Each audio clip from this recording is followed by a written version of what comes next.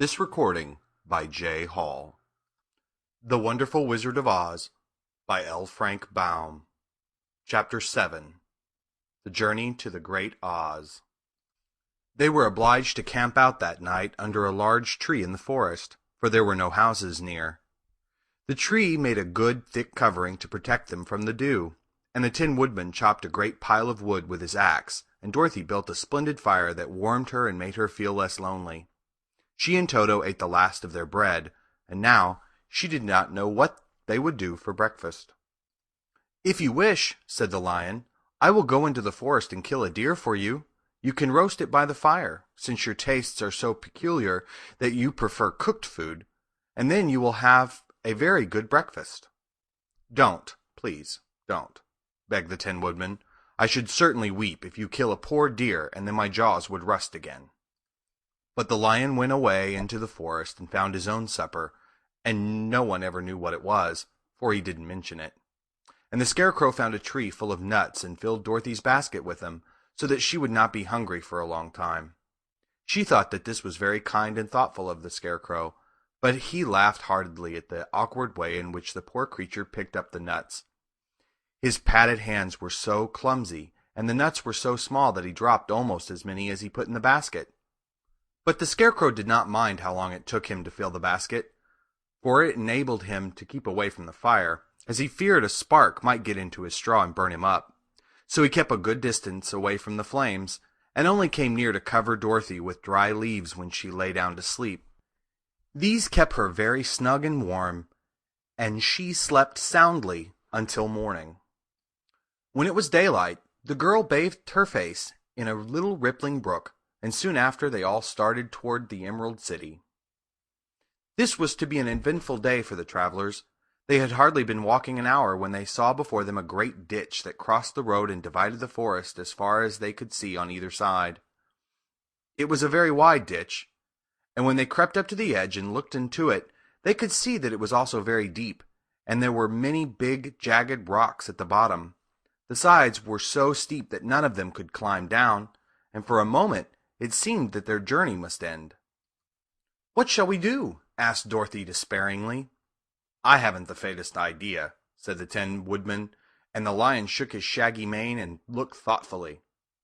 But the Scarecrow said, "We cannot fly, that is certain. Neither can we jump down into the great ditch. Therefore, if we cannot jump over it, we must stop where we are." "I think I could jump over it," said the Cowardly Lion, after measuring the distance carefully in his mind. "Then we are all right," answered the Scarecrow, "for you can carry us all over on your back one at a time." "Well, I'll try it," said the Lion. "Who will go first?" "I will," declared the Scarecrow, "for if you found that you could not jump over the gulf, Dorothy would be killed, or the Tin Woodman badly dented on the rocks below. But if I am on your back, it will not matter so much, for the fall would not hurt me at all." "I am terribly afraid of falling myself," said the Cowardly Lion, "but I suppose there is nothing to do but try it. So get on my back, and we will make the attempt." The Scarecrow sat upon the Lion's back, and the big beast walked to the edge of the gulf and crouched down. "Why don't you run and jump?" asked the Scarecrow. "Because that isn't the way we lions do things," he replied. Then, giving a great spring, he shot through the air and landed safely on the other side. They were all greatly pleased to see how easily he did it, and after the Scarecrow had gotten down from his back, the Lion sprang across the ditch again. Dorothy thought she would go next, so she took Toto in her arms and climbed on the Lion's back, holding tightly to his mane with one hand. The next moment it seemed as if she were flying through the air, and then, before she had time to think about it, she was safe on the other side. The Lion went back a third time and got the Tin Woodman, and then they all sat down for a few moments to give the beast a chance to rest, for his great leaps had made his breath short, and he panted like a big dog that has been running too long. They found the forest very thick on this side, and it looked dark and gloomy. After the Lion had rested, they started along the road of yellow brick, silently wondering, each in his own mind, if ever they would come to the end of the woods and reach the bright sunshine again. To add to their discomfort, they soon heard strange noises in the depths of the forest, and the Lion whispered to them that it was in this part of the country that the Kalidas lived. "What are the Kalidas?" asked the girl. "They are monstrous beasts, with bodies like bears and heads like tigers," replied the lion, "and with claws so long and sharp that they could tear me in two as easily as I could kill Toto. I'm terribly afraid of the Kalidas." "I'm not surprised that you are," returned Dorothy. "They must be dreadful beasts." The lion was about to reply when suddenly they came to another gulf across the road, but this one was so broad and deep that the lion knew at once he could not leap across it. So they sat down to consider what they should do, and after serious thought, the Scarecrow said, "Here is a great tree standing close to the ditch. If the Tin Woodman can chop it down so that it will fall to the other side, we can walk across it easily." "That is a first-rate idea," said the lion. "One would almost suspect you had brains in your head instead of straw." The woodman set to work at once, and so sharp was his axe that the tree was soon chopped nearly through. Then the lion put his strong front legs against the tree and pushed with all his might, and slowly the big tree tipped and fell with a crash across the ditch, with its top branches on the other side. They had just started to cross this queer bridge when a sharp growl made them all look up, and to their horror they saw running towards them two great beasts with bodies like bears and heads like tigers. "They are the Kalidas," said the Cowardly Lion, beginning to tremble. "Quick!" cried the Scarecrow. "Let us cross over." So Dorothy went first, holding Toto in her arms. The Tin Woodman followed, and the Scarecrow came next.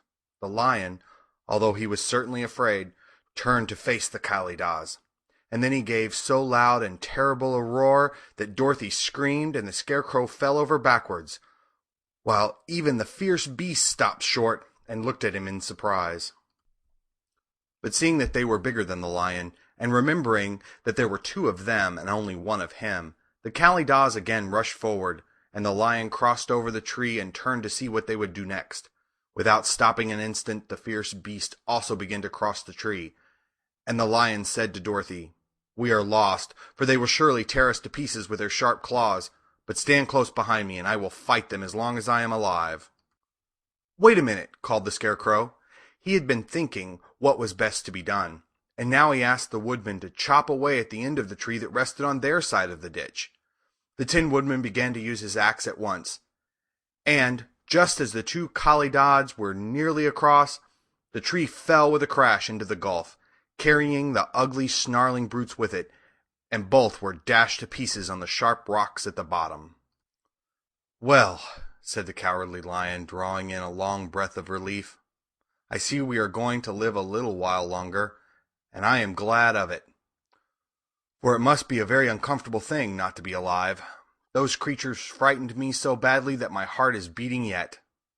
"Ah," said the Tin Woodman sadly, "I wish I had a heart to beat." This adventure made the travelers more anxious than ever to get out of the forest, and they walked so fast that Dorothy became tired and had to ride on the lion's back. To their great joy, the trees became thinner the farther they advanced, and in the afternoon they suddenly came upon a broad river, flowing swiftly just before them. On the other side of the water they could see the road of yellow brick running through a beautiful country, with green meadows dotted with bright flowers, and all the road bordered with trees hanging full of delicious fruits. They were greatly pleased to see this delightful country before them. "How shall we cross the river?" asked Dorothy. "That is easily done," replied the Scarecrow. "The Tin Woodman must build us a raft, so that we can float to the other side." So the woodman took his axe and began to chop down small trees to make a raft. And while he was busy at this, the Scarecrow found on the river bank a tree full of fine fruit. This pleased Dorothy, who had eaten nothing but nuts all day, and she made a hearty meal of the ripe fruit. But it takes time to make a raft, even when one is as industrious and untiring as the Tin Woodman, and when night came the work was not done, so they found a cozy place under the trees where they slept well until the morning, and Dorothy dreamed of the Emerald City, and of the good Wizard Oz, who would soon send her back to her own home again. End of Chapter 7.